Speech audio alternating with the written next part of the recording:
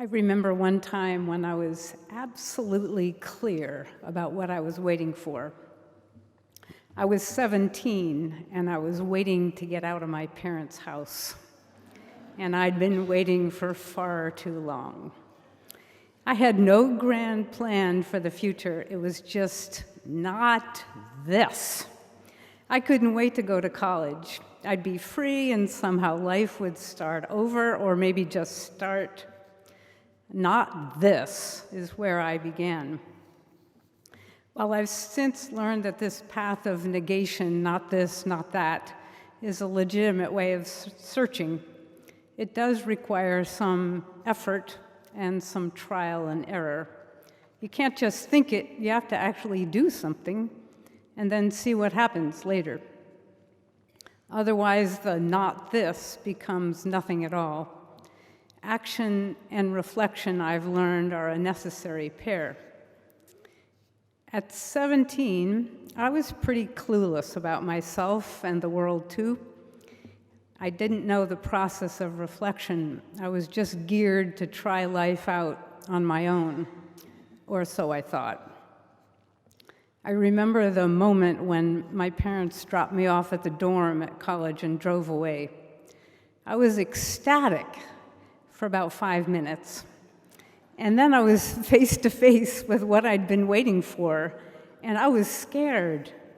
Not that had just become this yawning, empty space that I wasn't sure I knew how to fill. It seemed like courage might be required when you engage this search. So in college, I majored in economics, a fact I still find pretty humorous given that it connects to me about zero. At the time, though, I was going to save the world from poverty, though the details of that plan were just a tad vague. At the end of 4 years, though, there I was standing in the dean's office filling out the paperwork for graduation. But the dean was looking at me kind of funny. "Your paperwork's fine," she said, "but did you know that you also have enough credits for a major in art history?" Oh, no, I didn't. Apparently, while I had been reasoning my way to some glorious future, there was some other force at work, and it was making different choices. Ones, it turns out, that were actually much closer to my heart. The economics was dumped about 3 interviews and 10 days after graduation. The art has never left. Sometimes we need to find out who we are before our internal guidance system can come online. It's hard to navigate the world until the GPS knows where home is located. Launching myself into the working world, I remember wondering if or how I could find a job that would match my values, pay the rent, be something I could actually do, and also maybe even enjoy. Despite those grand wishes, the necessities of food and shelter took center stage for quite a while. I did, however, get better at noticing myself in the process of living. From not this, I was beginning to collect bits of, oh, this, yeah, that, yes, definitely this. For example, I love sports, and I was good at them too. It turned out, though, that I didn't like coaching much at all.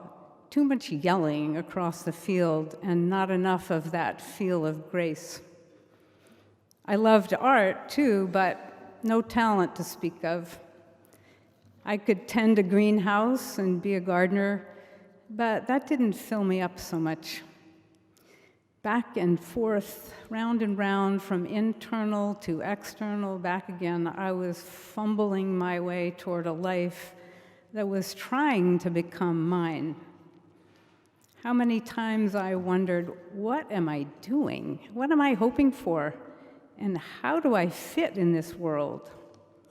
If someone had asked me what I was waiting for along the way, I would have given them a different answer every time. Despite these twists and turns, though, I have a sense that this path has had an overall direction.